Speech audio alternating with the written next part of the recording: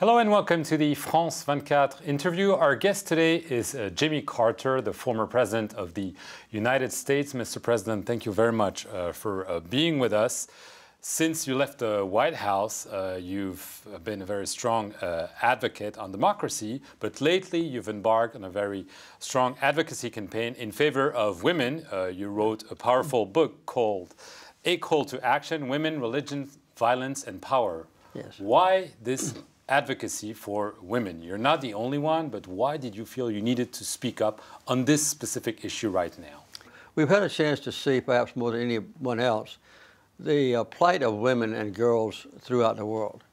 And it has been truly shocking for us. And for the last 3 years, the Carter Center has concentrated our annual Human Rights Convention or session on how religion and violence and the attitude of men in power have contributed to the gross human rights violations of women and girls, which is by far the most serious human rights violations on earth and basically unaddressed. So I decided to write a book about it. Why is it unaddressed? Why do you feel this is not being taken up by other people? Well, part of the reason is that both in Christianity and in Islam and also in other religions, there are people who distort the Holy Scriptures to maintain that in the eyes of God or Allah, that women are inferior to men.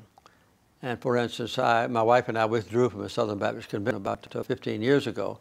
Precise for that. Because they ordained that women were inferior to men, that women could not act as priests or deacons or chaplains, or even that women can't teach a classroom of students in a Baptist seminary if there's a boy in the class.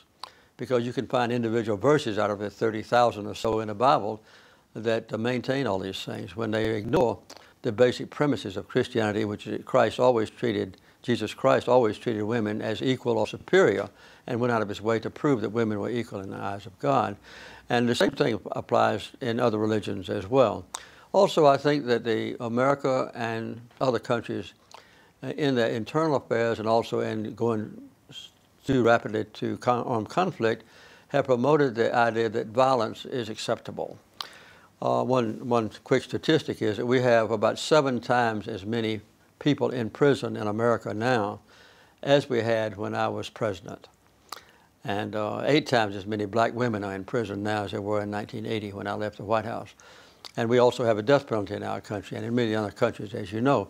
These kinds of things contribute to the deterioration of basic moral standards that prevents abuse of any particular person.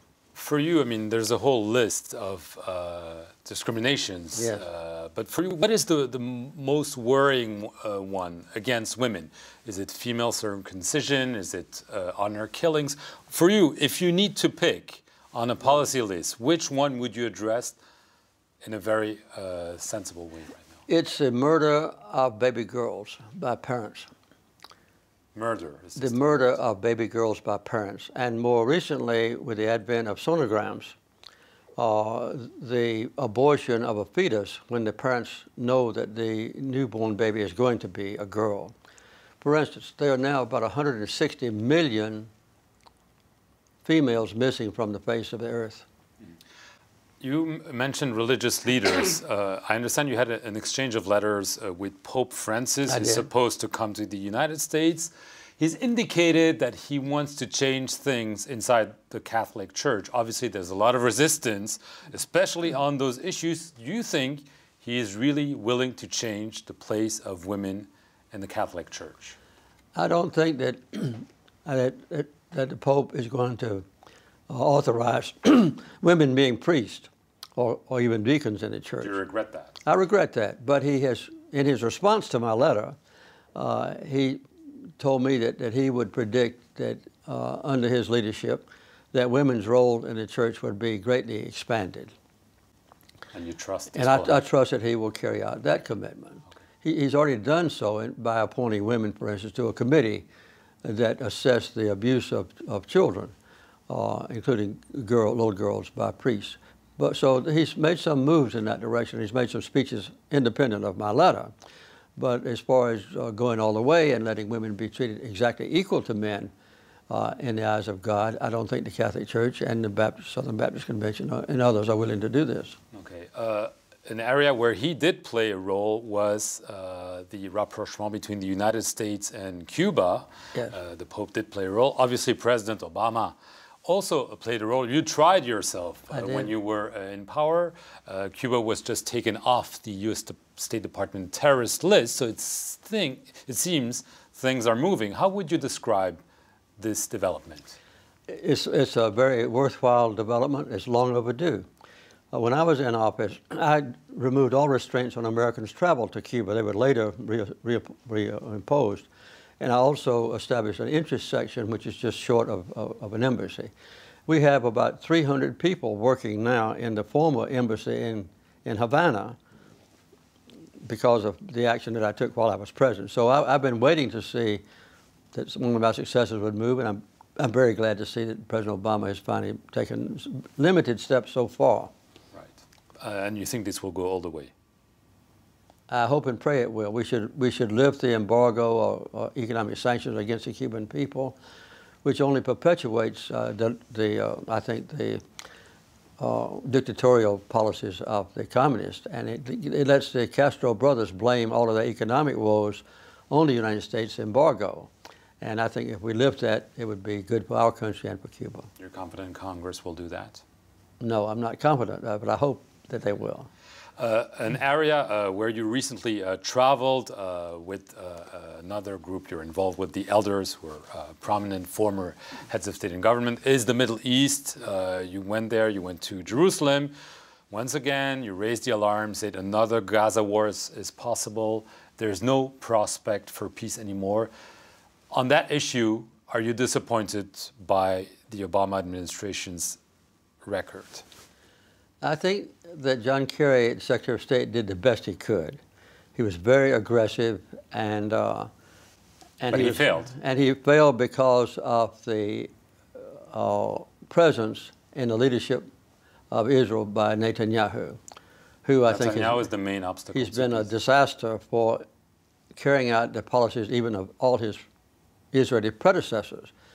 He has disavowed the basic principles of United Nations Resolution 242, which Prime Minister Begin reconfirmed when I negotiated with him in Egypt. And he's made it clear that under his administration there would be no two-state solution, and he derogated the presence of Israeli citizens who happen to be Arabs when they went to the polls to vote. And I think the cabinet that he's now put together is extremely right-wing, or rejection of any peace proposal that could possibly be envisioned. So the peace process for now is dead? It's dead because of Netanyahu. And I think that the Palestinians, the United States, all the rest of the world wants Israel to withdraw from occupied territories with some minor adjustments that are mutually negotiated, and to give the Palestinians basic human rights. They don't have human rights now. They are horribly persecuted by the Israelis, and the confiscation of their land continues under Netanyahu. I want to get quickly to another Secretary of State who you did not mention, maybe for a reason in the efforts on the Middle East, Hillary Clinton. She is now officially a candidate for the next presidential election. She's a woman, obviously. I think as an advocate for women, you should be happy, but I sense that you're not totally convinced by what she has accomplished in the past and what she would accomplish as president. Well, I think as far as Mideast peace is concerned, I don't think there's any doubt that John Kerry took a much more aggressive and active role than did Hillary Clinton. I think she will be the nominee of the Democratic Party almost without question, and I will certainly be fully supporting her as a candidate. And you think this will really break the glass ceiling? I don't know about that. You know, we've had women in the past elected to top positions of leadership, with the prime ministership of India, for instance, and Mrs. Gandhi was prime minister. My mother was in the Peace Corps in India at that time, and Mrs. Gandhi was not any champion of women's rights. In fact, she was a champion of a kind of family planning that I just mentioned that has resulted in the abuse of girls. So that doesn't guarantee it. But I think Hillary Clinton has shown, when she was First Lady and her husband was president, in the meeting on gender equality in China, she spoke out very strongly for women's rights, and I don't think there's any doubt that she will take a leadership role in that respect. Just last issue, race relations in the United States. We've seen incidents in Ferguson and Baltimore, again, riots, let's call it this way. When President Obama was elected, another glass ceiling was broken. Do you think he's been too shy on trying to address those issues? That maybe there is a disappointment that Barack Obama did not take the issue as much as he could have? I don't think it's fair to blame him for the riots and so forth that have taken place in the United States. There's a limit to what a president can do. And I think that since he is African American, there's been a kind of a resurgence of a racist tendencies in our country, just resenting the fact that a black man was the president of our country. And so I think that the long-time ravages of slavery and in 100 years of racial discrimination under American law has had a very serious, permanent adverse effect on the average African American in my country.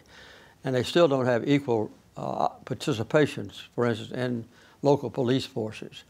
And over a period of years of kind of accepting the fact falsely or erroneously that racial equality had come to our country, we see this element of racism generated.